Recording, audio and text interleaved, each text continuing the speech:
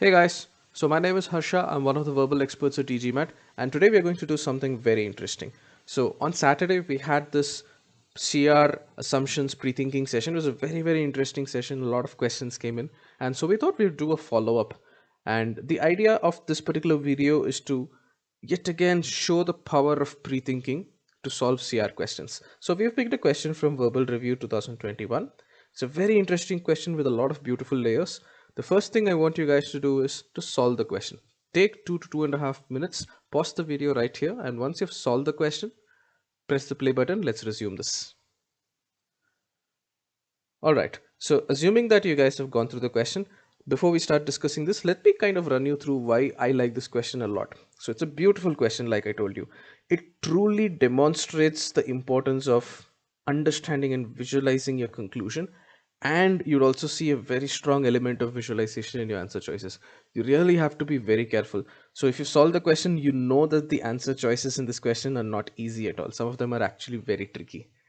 Another reason why this question is close to my heart is it applies a lot of those concepts that we teach. So what is most, sum, and all? How are they different from each other? What can you infer about this based on what is given in the argument? This is demonstrated beautifully in this particular passage. A third reason, and probably my favorite reason for liking this question, is this is a question that truly tests you on your understanding of must be true. Must be true is a fundamental characteristic of an assumption. And if you don't have clarity on that, you will definitely go wrong in this question. So this question genuinely pulls you as far as must be true is concerned. You should know what it is. You should know how to test for it.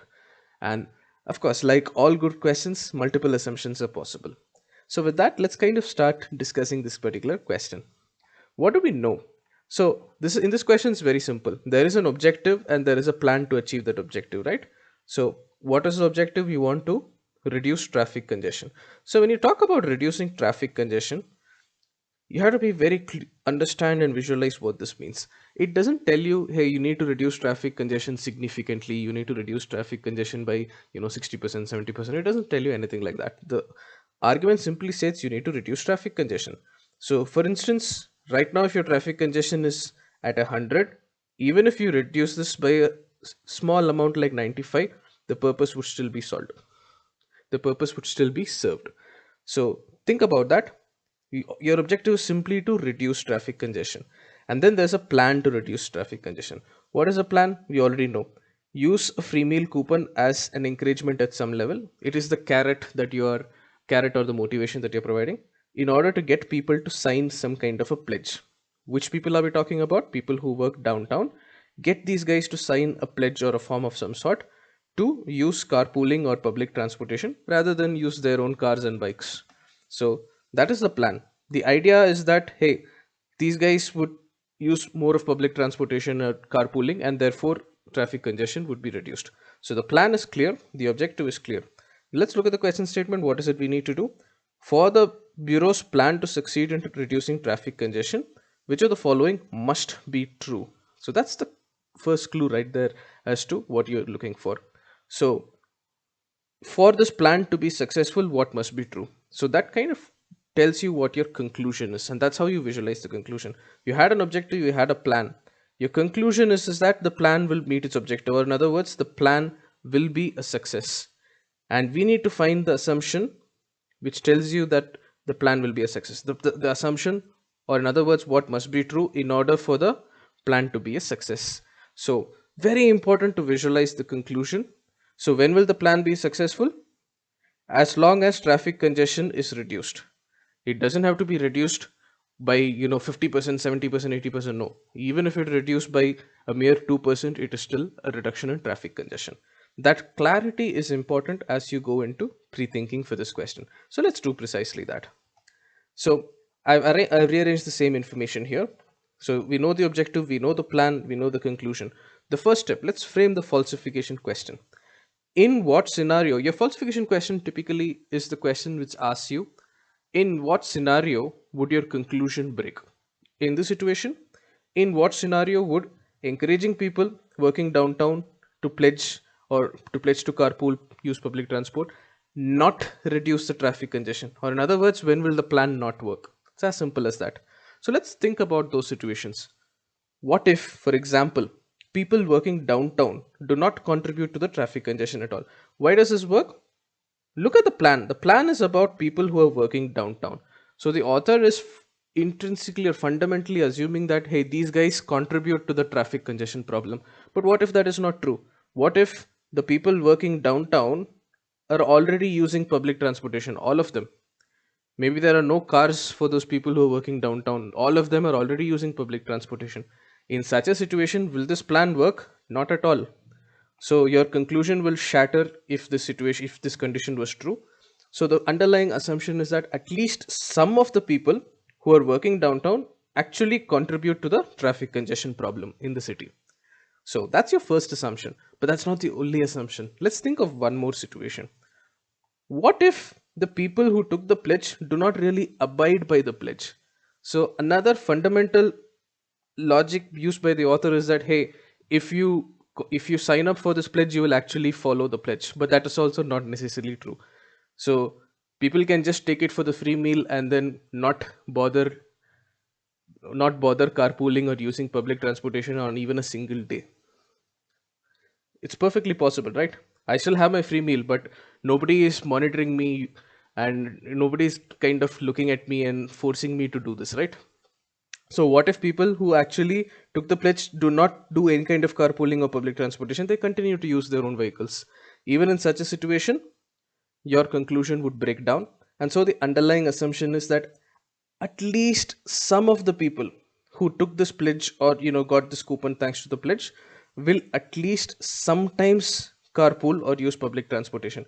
And the wording of this is very interesting, and again it stems from your objective is simply to reduce traffic congestion. So to just simply reduce traffic congestion, all you need is that at least some of the people who took the pledge will at least sometimes carpool or use public transportation.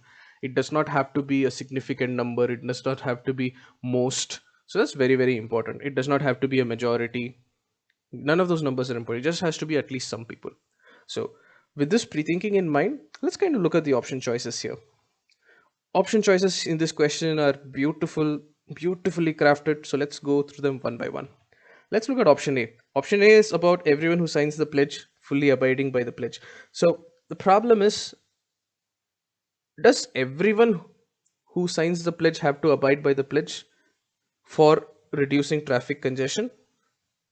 And do they have to fully or 100% abide by the pledge in order to reduce traffic congestion? What if 60% of the people who sign the pledge, even these guys fully abide? They do not fully abide, they only abide by this 40% of the times. So 60% of the people signing the pledge abiding 40% of the times, even that would lead to a reduction in traffic congestion, right? So this fundamentally introduces us to the problem of option A. It is not must be true. It need not be true that everyone, or in other words all the people who sign the pledge need not abide by the pledge. That's not necessary. Similarly, people who abide by the pledge need not 100% or fully abide by the pledge. They can abide by the pledge 50% of the time, 40% of the time, 60% of the time. You would still see a reduction in traffic congestion. So option A is not must be true. Option B is again a very interesting option choice. You have to visualize what this means. It's very interestingly worded. It's in like, if you fall for this because of this at least some, then you fell for the trap. So it says at least some people who work downtown prefer the restaurants downtown to those elsewhere. The problem is preference does not really translate to action. So I may prefer to eat chips over fruits, but I may still eat fruit. So even if you do not prefer downtown restaurants, you could still take the coupon. You could still take the coupon. It's after all a free meal and still stick to the pledge. So if you negate this, your conclusion does not break. So yet again, it is not must be true. That's the reason why option B is wrong.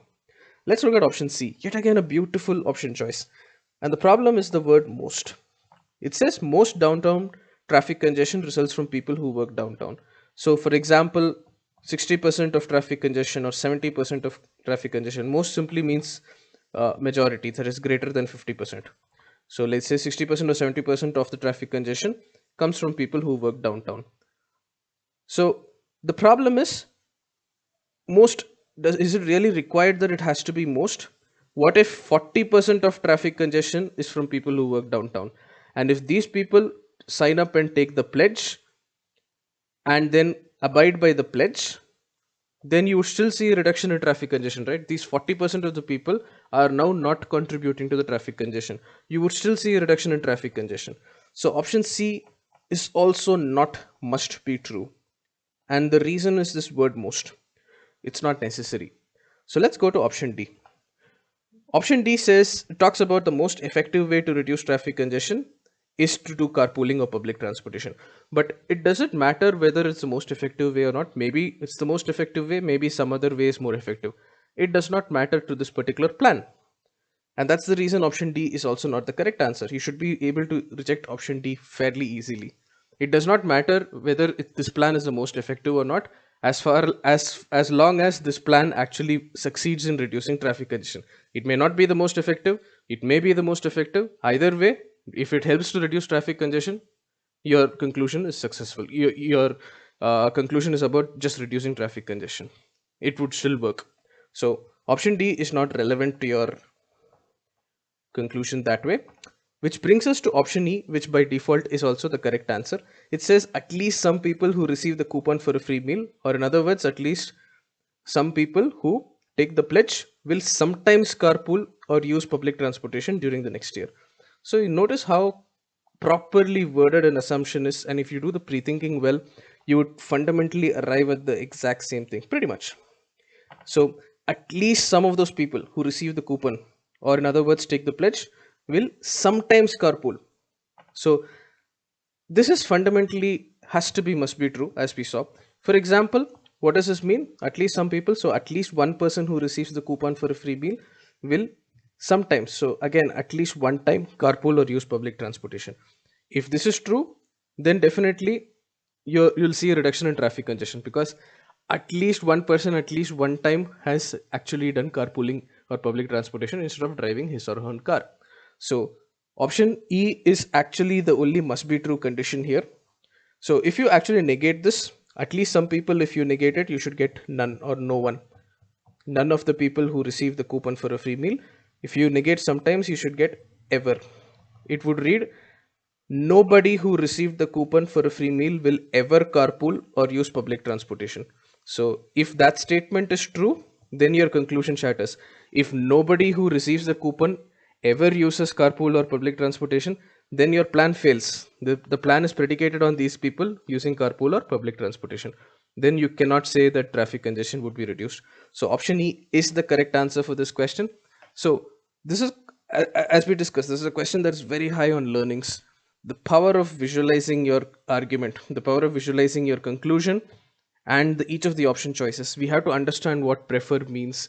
We need to understand what some, most, and all mean. So that visualization aspect was very strong. Good clarity on some, most, all is very important. And you saw, as you saw with most of the options, most of the incorrect options and the correct option, this is a question that demonstrates the power of must be true. You need to know crystal clear what exactly is must be true, what is not must be true. So I hope this video was useful for you. So if you like this video, please put a like on the video, share it with your friends who are preparing for the GMAT. And if you like the content that we are coming up with, do consider subscribing to e-GMAT's YouTube platform. So I hope this video was helpful to you. Happy learning.